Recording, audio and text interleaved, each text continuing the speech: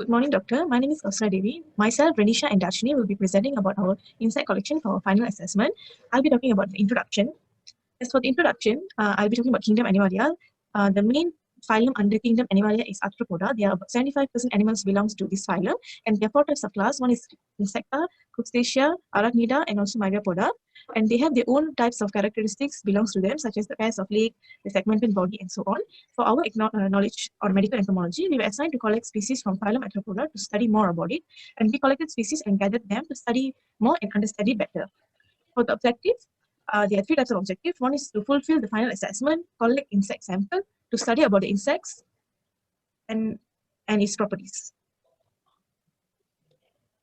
Hi, my name is Renisha and I'm going to be continuing for materials. For materials used throughout our project is plastic container, insect collecting net, pins, and for the insect collection box, we made it from scratch using polystyrene, box lid, and wrapping paper. For the methods, we used bare leg catch method to capture mosquitoes by using a plastic tube, and we also used insect collecting net to capture fly, moth, and dragonfly. And for cockroach, beetle, spider, and bedbug, we captured them using plastic bag and container. So all the captured species was then preserved by storing them in the freezer. Collection box was made from scratch using a box lid and wrapping paper. The insects were then pinned to a polystyrene and kept in the box as collection. Hi, I'm Darshini and I'm going to talk about the result part, which is basically about the insects that we collected.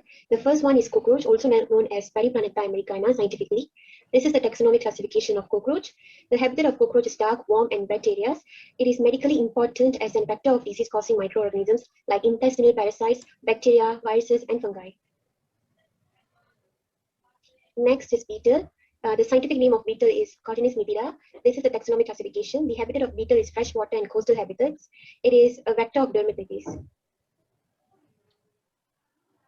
Next one is dragonfly. Dragonfly's scientific name is Aeshna grandis. Its habitat is freshwater habitats, and the medical importance of dragonfly is to diminish disease spread by mosquitoes, deerflies, and horseflies.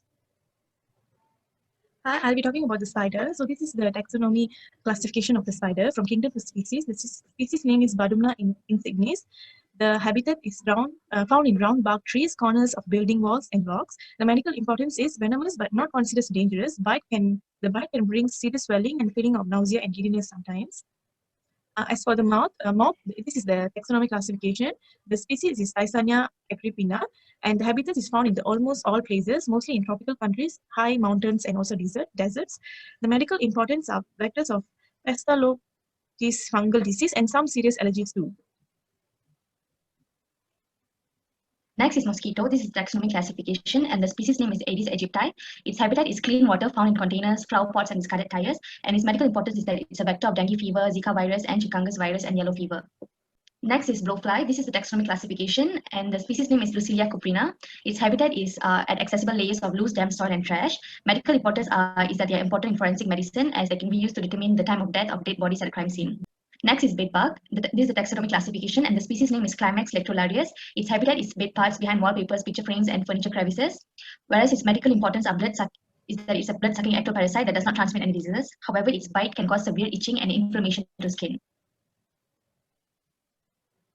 Next, I'm going to be presenting about the life cycles of the insects captured. There's 2 life cycles, which is complete metamorphosis. Beetle, moth, and mosquitoes and fly undergo complete metamorphosis, whereby they undergo 4 stages of life, which is eggs, larva, pupa, and adult. And the next one is incomplete metamorphosis, which is cockroach, dragonfly, spider, and bedbug. They undergo incomplete metamorphosis, whereby they only go through 3 stages of life, which is egg, nymph, and adult stage. And for discussion, our insect collection, we managed to collect 8 arthropod species under subphylum Chalicerata and Hexapoda. The collection site was MSU campus area and MSU residence.